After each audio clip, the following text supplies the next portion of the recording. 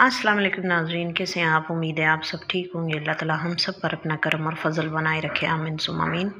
आज की वीडियो में हम बात करने वाले हैं मैनिफेस्टेशन के ऊपर। ये सब चीज़ें क्या हैं और इनसे किस तरह मदद ली जाती है, इन सब बातों का खुलासा करने के लिए आज की वीडियो लेकर आपकी खिदमत में हाजिर हुई हूँ। मैं उम्मीद करती हूँ हमेशा की तरह आज की वीडियो भी आपको पसंद आएगी। तो बिना टाइम वेस्ट किए बढ़ते हैं हमारे आज के टॉपिक की तरफ।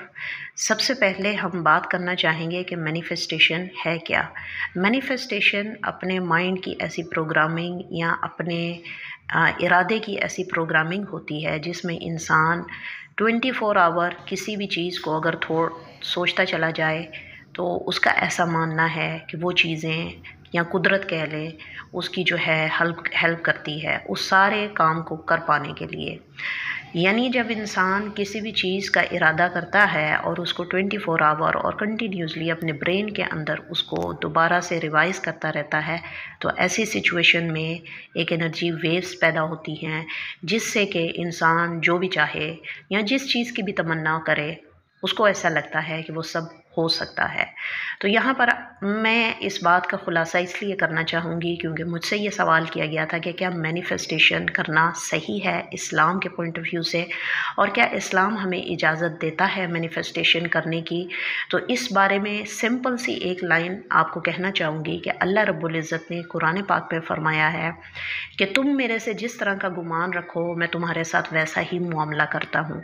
अगर इस बात को देखा जाए तो इस बात में कोई शक नहीं है कि अल्लाह रब्बुल इज़्ज़त ने इंसान को इस चीज़ की अथॉरिटी दी है कि वो अपने इरादों को अपने इख्तियार से सोच पाए या उस पर अमल कर पाए। तो यहाँ पर इस बात को एंड करते हैं कि मैनिफेस्टेशन जो है वो करने से क्या तमाम पॉसिबिलिटीज़ अवेलेबल हो जाती है इंसान के लिए। तो इसका जवाब मैंने आपको दे दिया है। अभी इसके बाद मैं एक छोटा सा नुक्ता आपके सामने पेश करना चाहूँगी जिसको मद्देनज़र रखते हुए काफ़ी हद तक आप अंडरस्टैंड कर पाएंगे कि कौन सी चीज़ you are willing to do और कौन सी ऐसी चीज़ है जो आप नहीं कर सकते। ऐसे मामले को और इस नुक्ते को समझना बहुत ही ज़रूरी है। मैनिफेस्टेशन, अफर्मेशन और लॉ ऑफ अट्रैक्शन, टेलीपैथी या किसी भी किस्म के इस तरह की साइंसी एक्सरसाइजेस कह लें या जो आजकल के माशरे की ज़रूरियात के एतबार से इंसान के माइंड के अंदर नए से नए लफ्ज़ों का इस्तेमाल करके उसको सामने ला के उसको जो है ना मोटिवेशन दी जाती है कि ऐसा करने से ऐसा हो जाता है। एक चीज़ का ख्याल रखिएगा कि कुदरत को अलग रखें और अपने मामलात को इस दुनिया के आलम असबाब को अलग रखें। अल्लाह रब्बुल इज़्ज़त ने कुरान पाक में इस चीज़ का बताया है हमें कि तुम मेरे से जैसा गुमान रखो मैं तुम्हारे साथ वैसा मामला करता हूँ।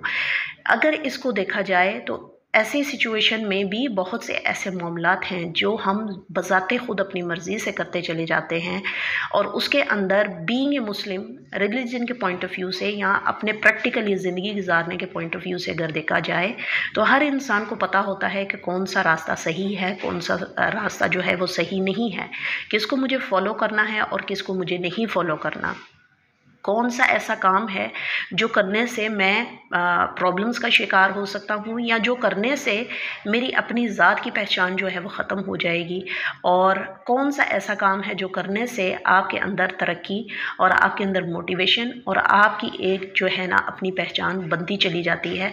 इन सब चीज़ों को मद्देनज़र रखने के लिए एंड ऑफ द डे हमें यही सोचना पड़ता है कि कौन सा रास्ता सही है, सही रास्ते का इख्तियार किया जाए और बुरे रास्ते को छोड़ा जाए। अभी मिसाल के तौर पे अगर मैनिफेस्टेशन के थ्रू हम किसी भी थॉट को अपने माइंड के अंदर प्रोसेस करते हैं लेकिन उस थॉट के अंदर हमारा माइंड इतना प्रोग्रामिंग में काम करता है, इतना ज़्यादा एक्टिवेट हो जाता है कि ऐसी सिचुएशन में पहले कोई चीज़ हमारे ख़याल में जगह बनाती है और जब वो ख़याल पुख्ता होता जाता है तो वो इरादा बनता है, और जब इरादा पुख्ता होता चला जाता है तो उस चीज़ का जुनून बढ़ता है, और जब किसी चीज़ का जुनून या उसका तजस्सुस या उसको पाने की तलब बढ़ती है तो ऐसी सिचुएशन में इंसान सही या गलत की पहचान करना भूल जाता है। उसको ऐसा लगता है कि मैंने जो थॉट प्रोसेस की है मुझे वो हर हाल में वो चीज़ चाहिए, फिर वो उसकी ज़िद बन जाती है। तो ज़िद को आउट ऑफ कंट्रोल होने से बचाने के लिए यहाँ पर एक हमें जो है ना लिमिटेशन दी जाती है हमारे पॉइंट ऑफ व्यू, यानी हमारे लाइफस्टाइल के पॉइंट से। यहाँ हमें अपना मवाजना करना पड़ता है कि क्या इस अपनी ज़िद को पूरा करने के लिए मुझे कौन सा रास्ता इख्तियार करना है। आखिर में हमें हर हाल में डिसीजन लेना होता है। फ़र्ज़ कर लें अगर आपने सोचा कि आपको पैसे चाहिए, ठीक है, और आप मैनिफेस्टेशन के ज़रिए उसको 24 अपने दिमाग के अंदर सोचते चले जा रहे हैं। एक एग्जांपल दे रही हूँ, सोचते चले जा रहे हैं और आपका माइंड जो है वो प्रोग्रामिंग करता चला जा रहा है और वो करते करते करते आपकी ज़िद तक बात पहुँच गई है। अभी जब ज़िद पे बात आ गई है कि मुझे पैसा चाहिए, फिर उस सिचुएशन में बहुत कम ऐसा होता है, या कह लें मैं 50-50% कहती हूँ कि इंसान जो है ये नहीं देखता कि क्या मैंने चोरी करके उस पैसे को हासिल करना है या कि घर बैठे बैठे जो है उसको हासिल करना है। ठीक है, अल्लाह ताला ने ये दुनिया आलम असबाब बनाई है। इसमें कोई भी काम या किसी भी चीज़ को हासिल करने के लिए हमें जद्दोजहद करना है, कोशिश करनी है।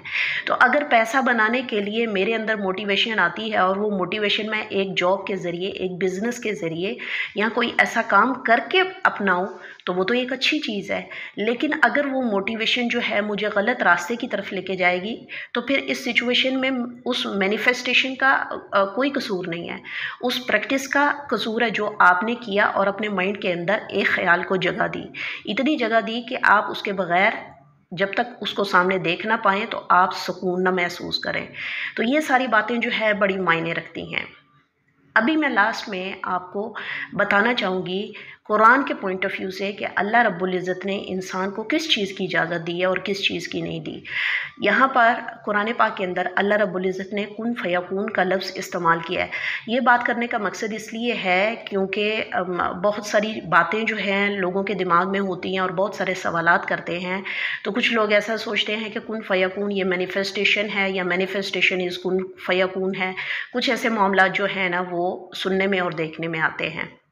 तो इस बात को क्लियर करने के लिए मैं इस पॉइंट को भी यहाँ पे हाईलाइट करना चाहूँगी कि अल्लाह रब्बुल इज़्ज़त ने कुरान पाक में 13 ऐसी आयात हैं जिसके अंदर कुन फयकून का ज़िक्र किया है।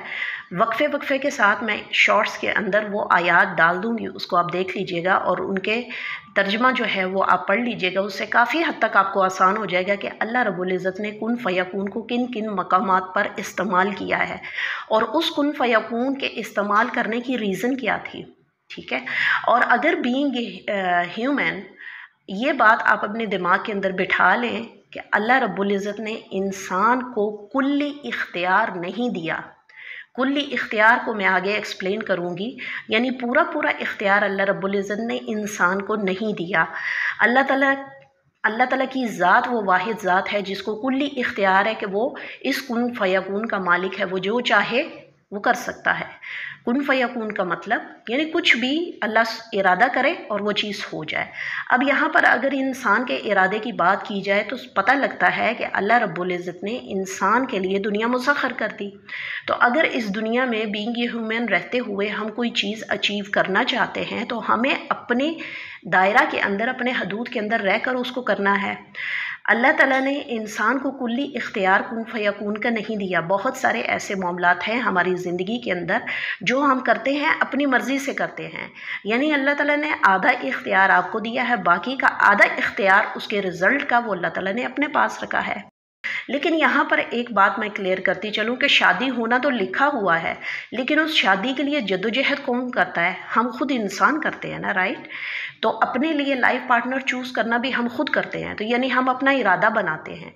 जब हम अपना इरादा बनाते हैं और उस इरादे को पूरा करने के लिए वो काम करते चले जाते हैं तो हम ये भूल जाते हैं कि अल्लाह रब्बुल इज़्ज़त ने उस टाइम मेरी किस्मत में क्या लिखा है, क्या ये बंदा मेरी किस्मत में लिखा था।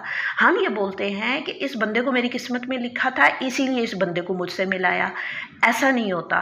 इंसान खुद कोशिश करता है अपने घर से बाहर झांकने की, तब उसको वो सारी चीज़ें नज़र आना शुरू हो जाती है। अल्लाह ने अगर लिखा होगा तो अल्लाह आपको खुद दे देगा ना। अल्लाह ताला सिचुएशन ऐसी बनाएगा कि आपका उसके साथ जो है अगर नाम लिखा हुआ है तो वो पॉसिबल हो जाएगा। تو اسی طرح بہت سارے معاملات اللہ رب العزت نے آلریڈی آپ کو آتھورائزڈ کر دیا ہے کہ اللہ تعالیٰ نے آپ کو دے دیے ہیں، آپ نے صرف ارادہ بنانا ہے اور اس کو کمپلیٹ کرنا ہے۔ اور کمپلیٹ کیسے کرنا ہے؟ کوشش اور جد و جہد سے۔ تو قرآن پاک میں کن فیکون کا استعمال جتنے بھی مقامات پر ہوا ہے وہ اللہ رب العزت کی وحدانیت کو بتانے کے لیے، اور اللہ رب العزت ہی وہ ذات ہے جو اس کن فیکون کا مالک ہے، وہ جب چاہے جو کر سکتا ہے۔ اللہ کے لیے کوئی لمیٹیشن نہیں ہے، اللہ کسی بھی چیز کے نہ ہونے سے بھی کوئی چیز بنا سکتا ہے، یہ اللہ کا اختیار ہے۔ اور انسان کا اختیار یہ ہے کہ انسان اس دنیا میں رہتا ہوئے کسی ایک چیز سے دوسری چیز بنا سکتا ہے۔ ہوپ یو انڈرسٹینڈ کہ مثال کے طور پہ انسان بیج لگاتا ہے اور اس کے بعد پودا اگتا ہے، ٹھیک ہے؟ اللہ نے انسان کو بیج جو ہے وہ دیا، اور اس کے بعد اس بیج کو انسان نے اپنی مرضی سے لگایا زمین کے اندر، پھر اس کے بعد وہ درخت بنا۔ اب یہاں پر ایک اور بات کو بھی کلیئر کرتے چلے جائیں کہ اگر manifestation, affirmation, law of attraction, ان سب کے قانون کو فالو کرتے ہوئے انسان اس پریکٹس کو کرتا بھی چلا جائے تو پھر بھی کسی حد تک انسان جو ہے آدھا ہی کامیاب ہوتا ہے، پورا کامیاب نہیں ہوتا۔ اس کی ریزن یہ ہے کہ جس طرح بیج لگا کے پودا بنانا آپ کے اختیار میں نہیں ہے، اس پودے کو صرف پانی لگانا آپ کے اختیار میں ہے، اس کے اوپر پھل آئیں گے یا نہیں آئیں گے یہ تو اللہ کے اختیار میں ہے۔ سیم اسی طرح کھانا کھانا آپ کے اختیار میں ہے، لیکن اس کھانے کے اندر برکت پیدا کرنا اللہ کے اختیار میں ہے۔ سیم اسی طرح شادی کرنا اپنی مرضی کی ہے، آپ کے اختیار میں ہے، لیکن اس شادی کے اندر کیا ہوگا کیا نہیں ہوگا، اللہ نے کیا لکھا ہے وہ آپ کے اختیار میں نہیں ہے۔ آپ تو کوشش کر سکتے ہیں، اسی لیے اللہ تعالیٰ نے بولا ہے یہ دنیا عالم اسباب ہے، یہاں پر تم کوشش کرو اور نیت اپنی صاف رکھو، تم آپ کو آپ کی نیت کا صلہ ملے گا۔ میں امید کرتی ہوں کہ آج کی ویڈیو آپ کو اچھی لگی ہوگی۔ تو manifestation, affirmation, law of attraction, telepathy, کسی بھی قسم کے کام کو کرنے میں کوئی پرابلم نہیں ہے، انلیس آپ اس کو اپنی ضد بنا کے کسی غلط راستے کا انتخاب نہ کر لیں۔ میں امید کرتی ہوں ہمیشہ کی طرح آج کی ویڈیو بھی آپ کو پسند آئی ہوگی۔ ملتے ہیں اگلی ویڈیو میں نئے ٹاپک کے ساتھ، تب تک کے لیے آپ سے اجازت چاہوں گی۔ اپنا خیال رکھیے گا، دعاؤں میں یاد رکھیے گا۔ ٹیک کیئر، اللہ حافظ۔